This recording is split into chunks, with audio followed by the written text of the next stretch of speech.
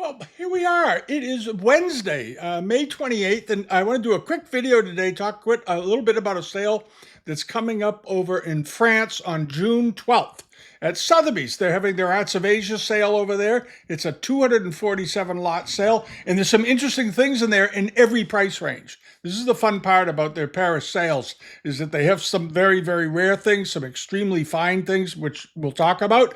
And there's also quite a bit of material that's in the more the rest of the world sort of wallet or price range. Things that aren't, not everything has to cost $50,000 or $100,000. There's some interesting lots where they put together multiple items that seem very, very reasonable. And I think it's a sale, even if you're not over there, if you're comfortable with buying in France and then working with them to get the stuff shipped to wherever you are, that's great. But if you're in France and you're watching this, you want to take a walk over there and maybe go through this sale, or at least go online and check it out, because there's some very good pieces in there. I'm just going to go through a few of the items that caught my eye. A number of the items too, I should point out, because it's in the description for the sale, but not everybody always reads those.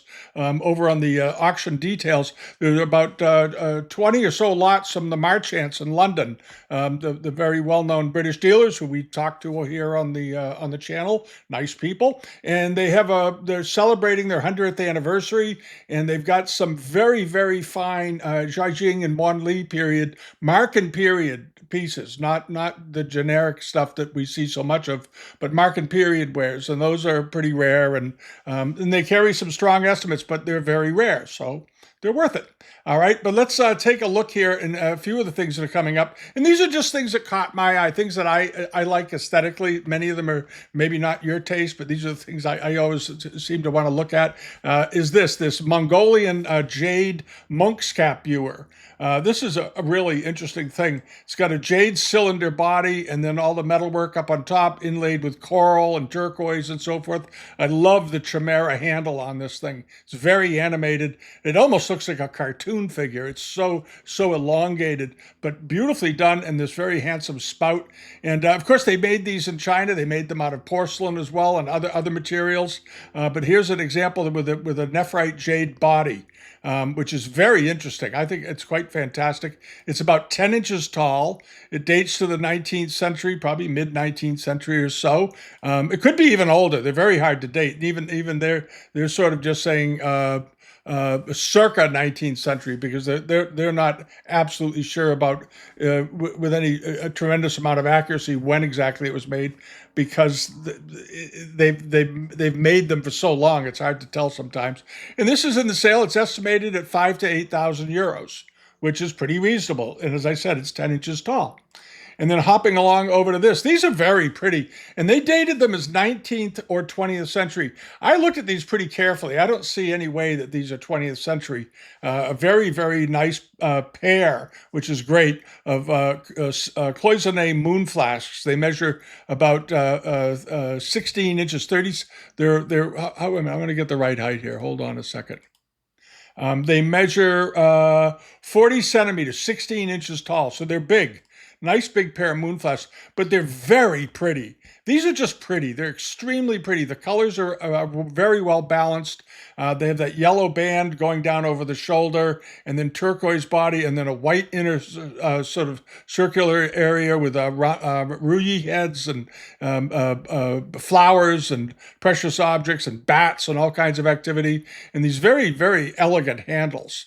The handles on these are quite attractive. I'm going to get a better look at those for a second. Hold on. Does this give you a better look? Yeah, these beautifully done handles. They're just terrifically well detailed. And then at the top on the necks, they used a black background, switching out from the turquoise. It went pink and then black on the top with fairly brightly colored enamels in there. Very nice looking pair. They're estimated at 6,000 to 10,000 euros. Seems very reasonable. And keep it in mind, they're 16 inches tall each. Something you might want to check out if you're a cloisonné buyer. They look to me like they're from about 1850 or 60, but for some reason they dated them a little later. But if you look at the bottoms, those the wear and the way they look, they just seem older than that to me. All right, and then you have this fantastic figure, Tang court ladies, and there's not a lot of talk these days about Tang pottery because of all the issues surrounding the dating of some of these, because there were so many copies made later, and people found ways to fudge the luminescence tests and so forth, and there was sort of a period where people got very, very nervous about buying Tang figures. But this one looks absolutely fine to me, and it's big. It's a big seated court lady. It is 32 inches tall. This is a big piece of pottery. But what caught my eye was the details are excellent on this. The details and the proportionality, the way the head is done. She's got a lovely smile on her face. If you take a good look at her, she's just a very happy lady and beautifully dressed. But nice details with her hair, with her robes, and so forth down, and then the shoes curling back at the base, but the folds in the robes going down over the sides. All the little things are beautifully done on this.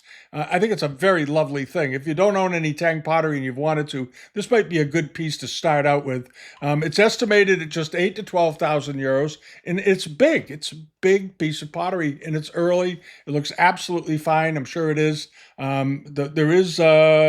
Let's see. It was in a European collection. I'm sure you could probably get a little more information about that. But the color and everything about it looks absolutely okay. So it's a good look. I think it's a great thing. And then this very nice bronze Bixi paperweight. And what caught my eye was you see these Fuline paperweights. They turn up fairly often. They're very nice.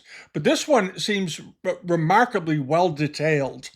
If you spend a few seconds, take a look at the way the face is done. There's lots of small detail in there. He's got an expression on his face, the furrowed brow, and the patina on it is excellent. It has all the little details, the way the feet are done, the hindquarters, all these little extra things that you don't always see on these.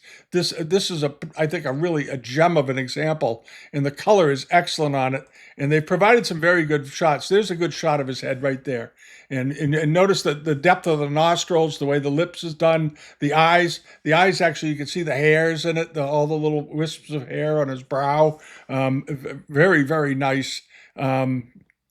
It's fantastic looking thing. $6,000 to €10,000 estimate. I suspect it's going to sell near the lower end of that estimate. The way things have been lately. But if you've been looking for an outstanding little Ming paperweight bronze, this is a great one. This is a great one. Probably dates to the late 15th or early 16th century. Quite lovely. And then over to this. These are going to go through some of the pieces that Marchant put in this sale. And some of these you're going to recognize. Some of these have been on the covers of famous books and so forth. This particular style of box has been around. I remember one of my very first books on Asian art had one of these on the cover. I forget who published it, but it was the frontispiece for the book. It might have been Pursuit of the Dragon or something. But at any rate, this is one of these lobed boxes, or they call them foliate boxes. But beautifully detailed, nice color. It's in great condition from what I can see. Often these boxes have loads of fritting on the edges and so forth. This doesn't seem to be inflicted with that sort of thing. It measures, what are these, about 6 inches, 5 7/8 inches tall, and it's Wanli market period, estimated at 15 to 25,000 euros. Seems reasonable. This is one of those really interesting sort of holy grails. They have sold for more in the past, so it may take off, but it's a very nice example. And then over to this, the ewer. This is a very famous type of ewer. I think all of these are published in their 100th anniversary catalog too. If you have a copy, you might flip it open and see if it's in there. But this is an elegant looking ewer, beautifully done. Notice how thin the handle and the spout is on this. It's a miracle that they're still attached. The handle on here is very, very thinly done, very delicately done, but is very proportional to the body. The cobalt, they call these fountain vases because of the decoration in the middle. It's very detailed, very finely done all the way around. The spout, again, is also very thinly done, very vertical, but it all pulls together really well, really, really pulls together. And they are including bottoms in all their pictures. I was really glad to see this. They went ahead and put the foot rims and so forth in for all of these. so you could get a better look at them. And there they are, because it's a very important to always take note of what the bottoms of pieces look like, because that shows you the type of clay that was used, because the types of clay used in Chinese porcelain changed as one mine was exhausted in one period or another. In the middle of a period, they might have to go to a new mine for sources for kaolin to make porcelain. So the appearance of the porcelain can change over time, and we've certainly seen it. And this is a lovely example. It has a big estimate on it. This is a very rare form.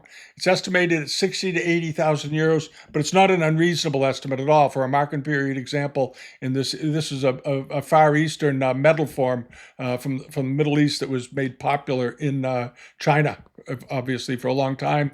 And then you have this fish tank with the buoys on it.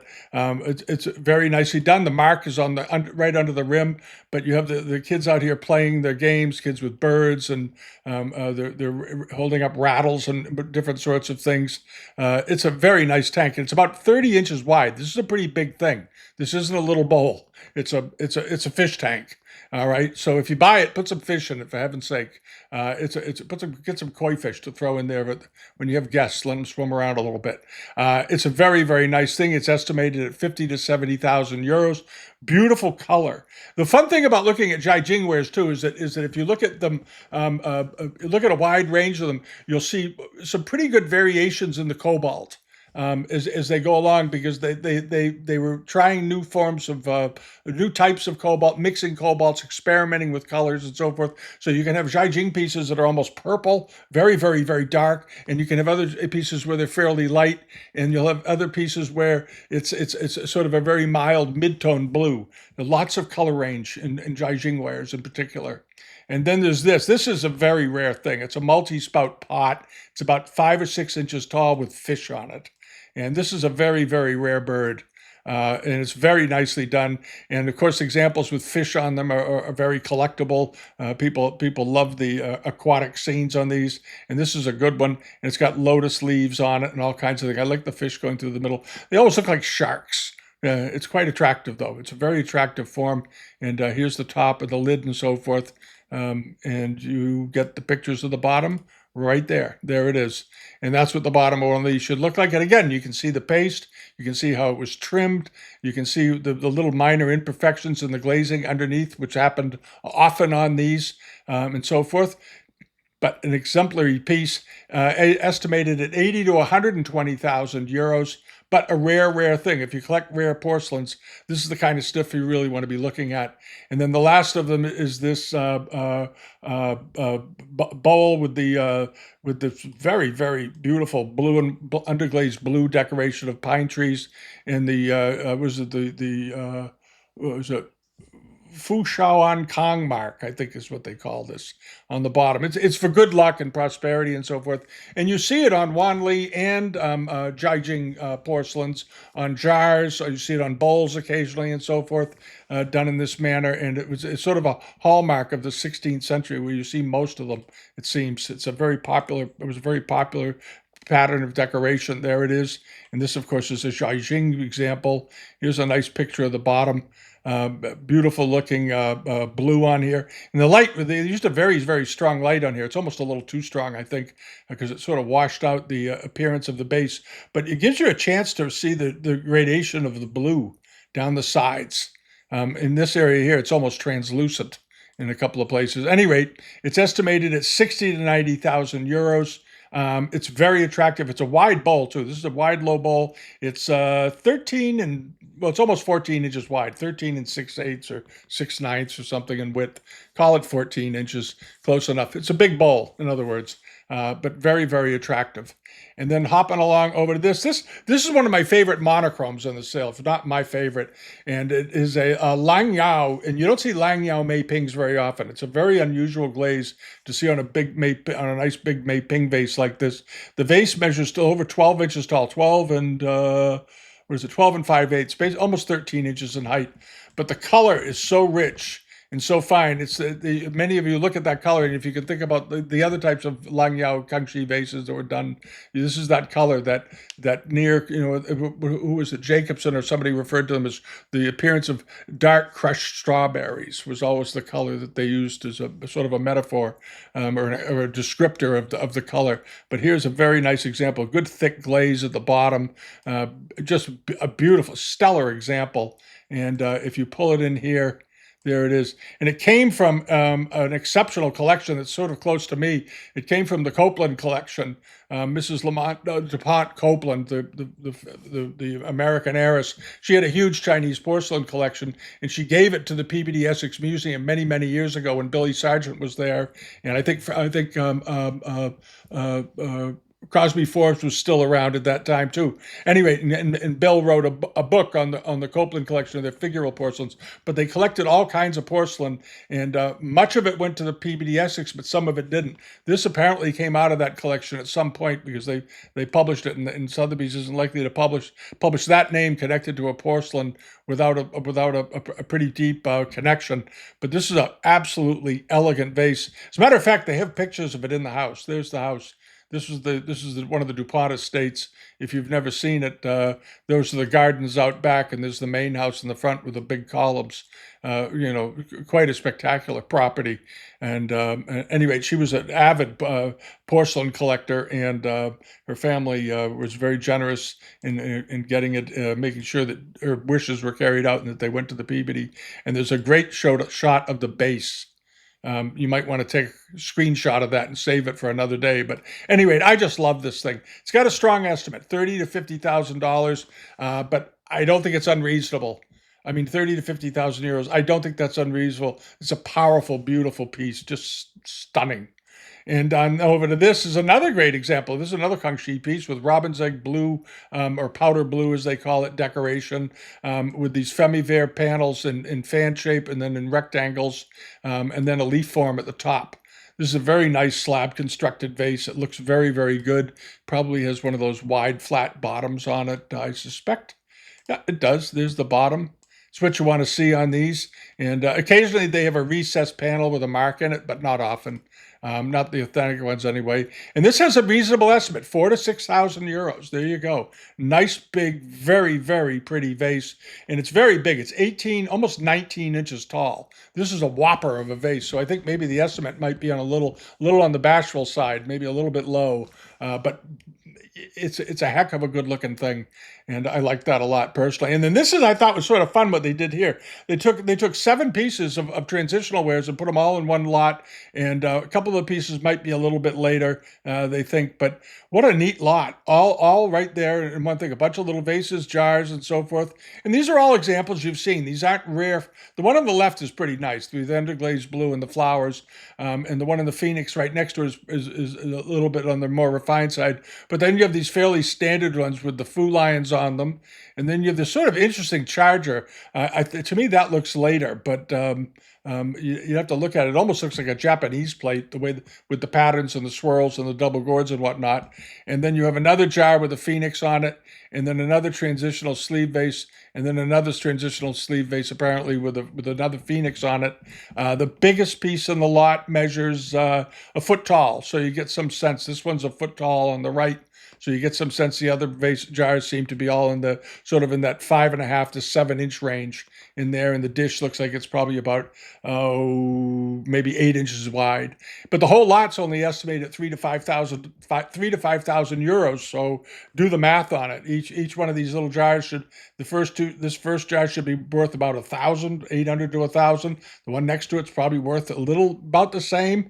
These other 2 jars here are probably worth $500 or $600 a piece. The plate, I'd need to see the back of it to be certain, but assume it's worth $300 or $400. This is if you're breaking it up. This is how a dealer looks at a lot like this. You do the breakup value. What do you get? And you go through it. So it quickly adds up and it makes the estimate seem pretty reasonable, 3,000 to 5,000 euros. All right. And then there is this. Now, this is interesting. They have a pair of Guangxu Kongs in here, and they have a single Guangxu Kong in this sale, which I think is pretty good. So if you don't want a pair, you can bid on the other one. But if you've been looking for a pair, this is your chance to get them, because the pairs of these don't turn up very often. I think the estimate seems low to me. They've only estimated the pair at 15 to 25,000. And in the past, I've had these myself and sold them and got around 20,000 for just one.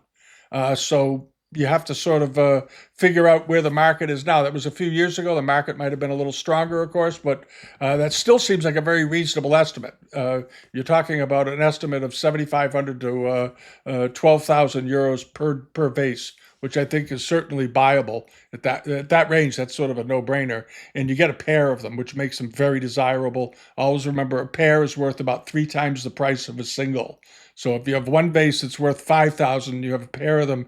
Don't be surprised if they go for 15,000. Particularly if they're very, very decorative.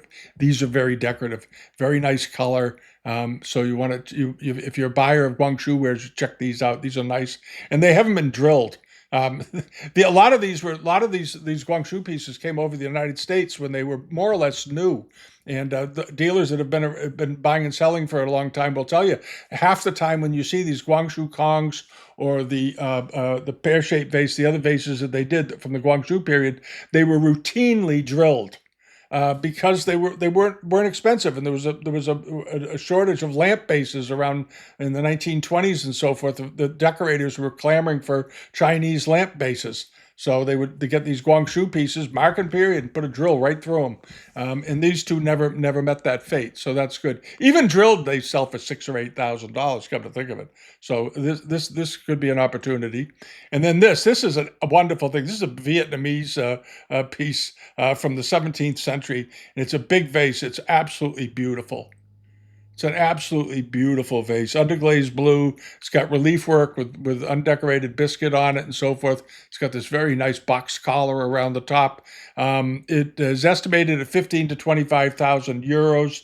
It's pretty big as I remember. Yeah, it's 2 feet tall. This is a big piece, 62.5 centimeters in height, and it comes from the Li dynasty, but very, very nice. And I'm very interested to see how this does, because there's some really strong Vietnamese ceramic buyers out there these days, and these I think are woefully undervalued. Even at this price, they're so beautiful, so well done, and from a taste standpoint, they're very different than the Chinese, obviously. Even though at the time they were heavily influenced by China as a neighboring country, and they've got a lot of ceramics brought into Vietnam from China. As many of you know, but these are beautifully done. The little rosettes at the bottom and these nice lappets around. It's a very handsome thing, and it's big. It's a nice big vase. Would make the center of any collection. It's a great looking thing. 15 to 25,000 euros. And then there's a very nice Tang Dynasty court official, and it's a pretty good size one. It's 40 inches tall, but the glaze is in remarkably good condition. It appears to be in great shape. You see these figures around, and some of them aren't that good looking, to be perfectly honest. This one has very handsome face, very nice headpiece on him, but the colors of the robes and the folds, the greens and the oranges, look very, very good. And those very elongated sleeves coming down, I just think overall it's a very, very attractive package. And it's 40. It's big. It's a big thing, 40 centimeters. So it's let me see. 40 inches rather tall. So it's 103 centimeters in height. It's over a yard tall. And it's only estimated at 6,000 to 8,000 euros. You want to get a condition report on it. Don't be surprised if he's been decapitated or something and his head's been restuck, because that was common. But maybe it wasn't. I don't know. I'm just speculating. But the estimate seems remarkably reasonable here. And it may just be because they don't want to risk it not selling. They want it to go. The shipping on something this big is a little bit expensive, but it's a monstrous piece, and it's very attractive. And then one of the last things I'm going to talk about here, there's one more thing I think after this, but is this I just like. I always like Sung Dynasty heads, and this is a very heavily patinated limestone head from the Sung. The head it's not a big head. These aren't huge heads. This one's about 6 or so inches in size, But the details of these, you may remember a few years, there was that very handsome lacquered head that turned up at one of the, I don't remember which auction I was at, but it was a beautiful Sung lacquer head. But it had almost like the details, the way the faces are done. They always seem to do them in this sort of this general style. Very elegant, very subdued, but very finely detailed. The way the lips are done, the way the nose is shaped out, the eyes sort of go off with a serpentine edge to them, and that very nice brow folding up and over, casting down a little bit of a shadow. This is a wonderful, wonderful, wonderful carving, and it is estimated at 10 to 15,000 euros. It seems very reasonable for a very early piece of sungwares with a stone head. I think that area. I think the lacquer heads are also undervalued for what they are. For some reason, I don't know why. They just seem to be. And then the last thing is this. Oh yeah, it's one of these big lots, and this is a lot of Chinese and Japanese Imari. Apparently, they're all 18th century wares. It's a whole bunch of them, and I forget how many pieces are in the lot. 15 pieces in this lot. And the whole lot's estimated at 5 to 8,000 euros. Get condition reports if you need them. But this is sort of like an instant collection. If you're looking for, if you've got a room that you've been dying to put a whole bunch of Imari into, and you like Chinese and you like Japanese and you're willing to mix them up, this is a great opportunity. This would you get some hangers. You could do a whole wall in your dining room with these. It would look fascinating, or a hallway in your home, or in a big display case in the dining room, or something like that. They'd look absolutely great. Nice colors, cheerful colors, very, very pretty. And the whole lot's estimated at 5 to 8,000 euros. How can you go wrong with 15 of them? So that's it, and that's the sale. But do go over and look at it. There's a lot of stuff in there. I only touched on a dozen and a half lots or so, but there are, as I said, 240 lots on the sale. It's on June 12th in Paris. Get a hold of them now. You've got a couple of weeks. You've got enough time so you don't have to scramble around. But if you're interested in buying over there, always, as I've said before many times, always get ahead of the curve. Get in there early. Send your requests in early so you're not scrambling around, panicking. You're getting frustrated in the last day when you don't have all your information. And ask them about shipping options. Maybe contact a couple of email. Most of the shipping places they give you have email addresses. You can simply email them, tell them you're going to be hopefully buying something at the Paris sale at Sotheby's, and what would the shipping rate be for, and then send them a link. Usually the shippers will just take a copy of the link that you send them to the lot that you might be buying, and from that they can generate you an estimate. It's not that complicated. We do it all the time. It's very easy, and they do it that way in the U.S. too. Most of the places, UPS stores or whatever, you just email them a link to the lot, and they'll tell you roughly what it'll cost to ship to you once you give them your address. So it's getting better. It's getting more and more streamlined, and more when I've talked to shipping companies. This is just an aside. They've all sort of adopted this model. It seems to work pretty well. So. There you go. All right. So that's it for today. Have a great rest of your week. I have to say, the summer finally arrived here. It was the longest, coldest spring I can remember in the last 20 years. It was 41 degrees here the other morning, and today it is in the mid 70s. It's very nice. The ocean has calmed down. We had a big storm over last weekend, as I told some of you. We had, on Friday night, we lost a very old lilac tree that was in our front yard. I was sorry to see that go. Snapped it right off. We had 50-mile-an-hour winds off the ocean and massive surge of surf coming in, and the beaches were just covered with sea clams that washed in, these great big quahogs, and seagulls were all over the place. So anyway, that's what's going on here this week. I'm getting some other things done. But meanwhile, check out the Sotheby sale in Paris. It's a good-looking auction, and let me know if you get anything. I heard from a bunch of you that bought things in some of the other sales in the last week, and you're all very excited. I'm glad you got some things. Some of you got some remarkable bargains, and so good on that. So here we go. Have a good time, and I'll be back Friday with the regular weekly video. All right. Bye-bye.